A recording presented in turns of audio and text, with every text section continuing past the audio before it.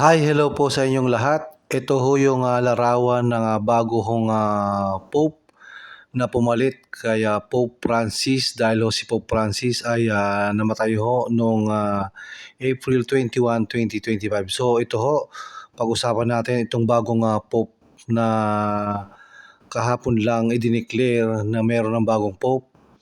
So yan ho ang ating pag-uusapan. Kilalanin ho natin siya kung saan ho siya nanggaling at nagmula.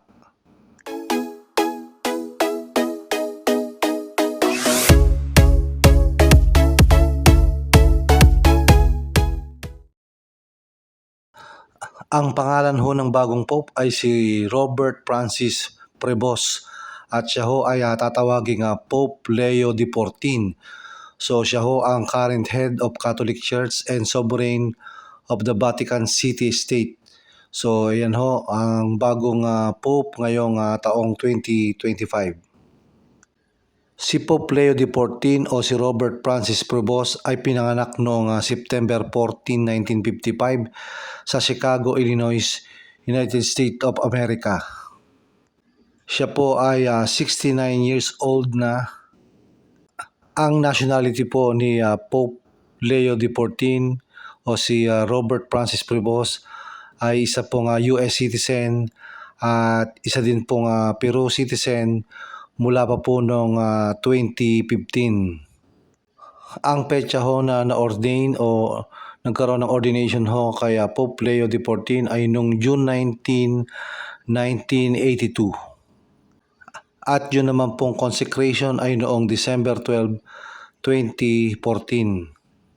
Siya po ay naging cardinal noong September 30, 2023. Ito pong si Robert Francis Prevost na ngayon po ang tawag sa kanya ay Pope Leo XIV. At ito naman po yung mga previous post po ni Pope Leo XIV o si Robert Francis Prevost.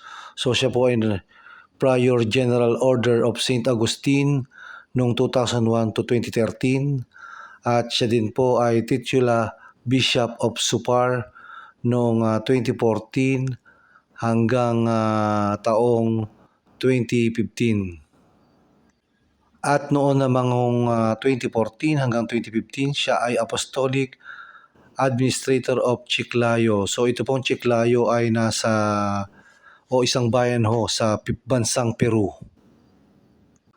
At naging bishop ho ng Chiclayo, Peru itong si Pope Leo XIV noong taong 2015 hanggang 2023. At simula po noong 2015 hanggang 2023, siya po ay Cardinal Deacon of Santa Monica doon din po sa bansang Peru. At noon naman pong 2023 to 2025 siya po ay Prefect of the Dicastery.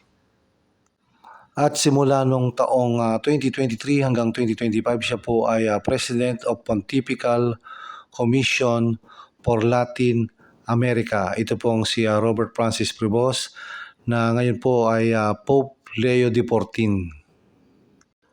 Kamakailan ho ay nagkaroon ng 2025 conclave. Ito ho yung proseso kung saan pipili ho ng bagong Pope.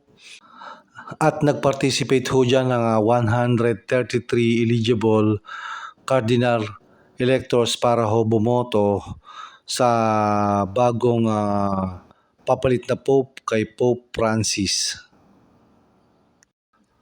At ito pong naganap na 2025 conclave noong May 7 to 8 ay nakapag-elect po ng bagong Pope.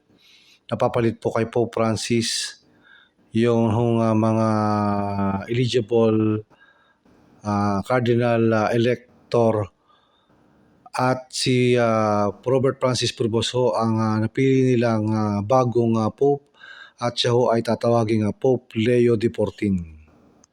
So yun ho, meron na tayong bagong Pope at ito ay tatawagin si Pope Leo XIV. So siya po ang kasalukuyang head ng lahat ng Catholic Church sa buong mundo. So yun po, si Robert Francis Prevost po ang bagong Pope at siya ay tatawaging Pope Leo XIV. So hanggang dito na lang po muna ang ating vlog. Maraming salamat po sa lahat ng patuloy na nanonood ng aking video. And God bless po sa inyong lahat.